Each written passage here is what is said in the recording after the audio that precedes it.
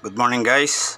Gawa naman tayo ngayon ng fried liempo or fried spare ribs, pork liempo with a garlic butter sauce. Yan ang menu natin ngayon. Okay, ito yung liempo na marinate na natin kanina. Tingnan nyo na lang sa recipe kung paano ginawa step by step. Nilagay natin dyan sa recipe kong ginawa. Okay, tapos ito yung yung flour. Yan, ito naman yung pinaghalong flour, cornstarch, and then garlic powder, onion powder, paprika, and then yung baking powder. Yan.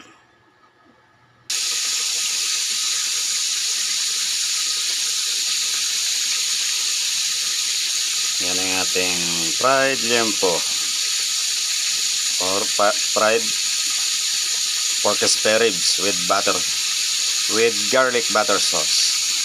Okay, yan ang ating menu for today.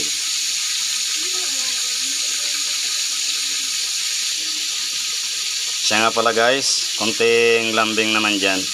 Paki-follow and share nyo lang naman para lagi kayong updated sa aking mga ginagawang video araw-araw. Okay. Meron nga pala akong YouTube channel. And then sa TikTok, meron din ako doon. Pwede nyo akong panoorin doon. Pero same lang naman, video. Pero kung gusto nyong makita talaga yung niya, makita yung mga recipe, sa FB ka na lang pumunta. Kasi sa YouTube puro lang, puro picture lang,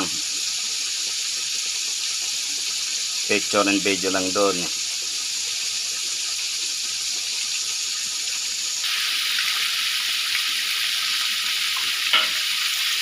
Ayan, ang ganda ng liempo natin. Pwedeng pang pulutan yan guys.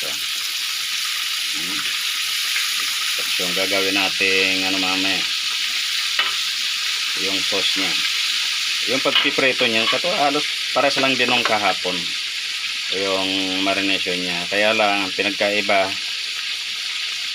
siyempre yung karne na ginamit natin at yung sauce na gagamitin natin. Mamaya gagawa tayo, ipapakita ko pa rin sa inyo kung paano ginagawa yan. Okay,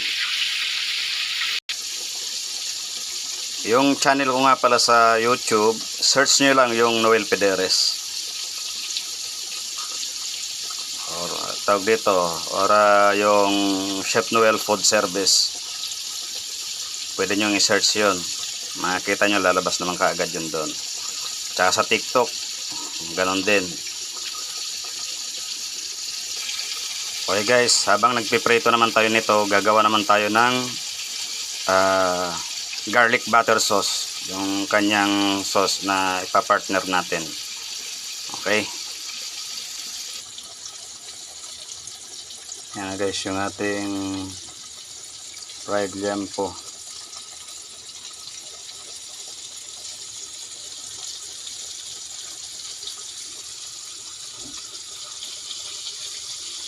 Sarap guys, pulutan yan.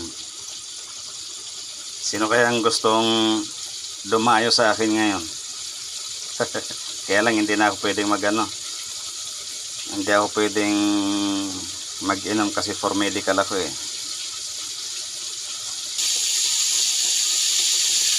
Mahirap nang pumalya sa medical.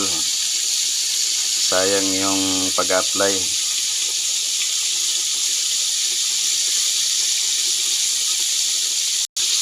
Okay guys, abangan nyo na lang sa plating natin mamaya. Nakita nyo naman kung paano ginagawa. Okay, thank you sa lahat ng mga audience.